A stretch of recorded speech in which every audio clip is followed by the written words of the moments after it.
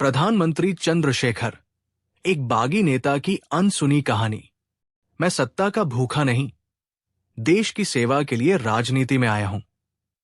ये शब्द थे उस नेता के जिसने अपनी पूरी जिंदगी सत्ता से ज्यादा सिद्धांतों को तरजीह दी, जिसकी बेबाकी से बड़े बड़े नेता घबराते थे और जिसने कभी अपने विचारों से समझौता नहीं किया। भारत के इतिहास में कई प्रधानमंत्री हुए, लेकिन चंद्रशेखर जी एकमात्र ऐसे प्रधानमंत्री थे जो न तो किसी बड़े राजनीतिक परिवार से थे, न ही उनके पीछे कोई बड़ी पार्टी थी। फिर भी वो देश के सबसे ऊंचे पद तक पहुंचे। उनकी कहानी सत्ता की राजनीति से ज्यादा बगावत और संघर्ष की कहानी है। तो चलिए जानते हैं भारत के युवा तुर्क कहे जाने वाले चंद्रशेखर की वो कहानी जो शायद आपने पहले कभी नहीं सुनी होगी।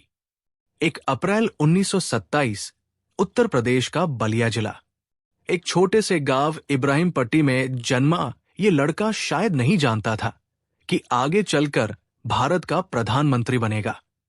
लेकिन हां, उसमें बचपन से ही एक जिद थी, सिस्टम को बदलने की। गरीब किसान परिवार से आने के बावजूद उनकी शिक्षा पर खास ध्यान दिया गया। काशी विद्यापीठ से राजनीति शास्त्र की पढ़ाई पूरी करने के बाद वे सीधे जयप्रकाश नारायण और राम मनोहर लोहिया जैसे समाजवादियों के आंदोलन से जुड़ गए। उनका सबसे बड़ा सपना था सत्ता की राजनीति को चुनौती देना। वे कभी किसी पार्टी की कठपुतली नहीं बने और यही जिद उन्हें अलग बनाती थी। चंद्रशेखर की राजनीति की सबसे खास बात थी उनकी बेबाकी। वे खुद कांग्रेस में थे, लेकिन जब इंदिरा गांधी ने 1975 में देश में आपातकाल लगाया तो चंद्रशेखर जी ने खुलकर विरोध किया। नतीजा, उन्हें जेल में डाल दिया गया।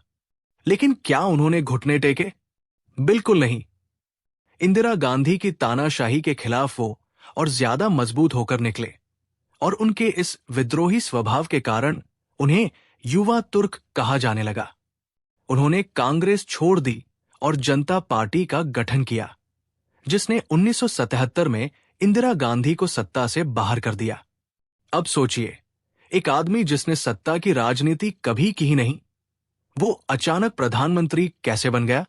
दरअसल 1990 में वीपी सिंह की सरकार गिर गई और देश में राजनीतिक संकट पैदा हो गया। तब कांग्रेस, राजीव गांधी ने सोचा कि चंद्रशेखर एक कमजोर नेता होंगे जिन्हें वो आसानी से कंट्रोल कर सकते हैं। लेकिन यहां कांग्रेस गलती कर गई। चंद्रशेखर ने 10 नवंबर 1990 को प्रधानमंत्री पद की शपथ ली और तुरंत अपने फैसलों से बता दिया कि वो किसी के इशारों पर चलने वाले नहीं हैं। जब चंद्रशेखर प्रधानमंत्री बने तब देश की अर्थव्यवस्था पूरी तरह डूबने वाली थी। सरकारी खजाने में सिर्फ 3 हफ्तों का विदेशी मुद्रा भंडार बचा था। तब उन्होंने भारत के स्वर्ण भंडार, गोल्ड रिजर्व को गिरवी रखने का ऐतिहासिक फैसला लिया। यही वो कदम था जिसने आगे चलकर देश को आर्थिक सुधारों की ओर धकेला। अगर उन्होंने ये फैसला न लिया होता तो शायद आज का आर्थिक भारत इस मुकाम पर नहीं होता। लेकिन इस फैसले के बाद कांग्रेस को लगा कि चंद्रशेखर उनके हाथ से निकल चुके हैं। राजीव गांधी ने सरकार से समर्थन वापस ले लिया और सिर्फ 7 महीने बाद चंद्रशेखर को इस्तीफा देना पड़ा। चंद्रशेखर ने प्रधानमंत्री पद छोड़ दिया, लेकिन उनका रुतबा कभी कम नहीं हुआ। वे राजनीति में एक ऐसे नेता बने जिनकी ईमानदारी पर कोई सवाल नहीं उठा सकता था। वे कभी महल या आलीशान घर में नहीं रहे, बल्कि हमेशा अपने भारतीय राजनीति अध्ययन संस्थान में एक छोटे से कमरे में रहे। उन्होंने अपनी जिंदगी के आखिरी दिनों तक जनता से जुड़ाव बनाए रखा और 8 जुलाई 2007 को इस दुनिया को अलविदा कह दिया। चंद्रशेखर की कहानी हमें सिखाती है कि राजनीति में सत्ता से ज्यादा जरूरी होता है सिद्धांत और साहस। वे न तो किसी पार्टी के गुलाम बने, न ही किसी नेता के।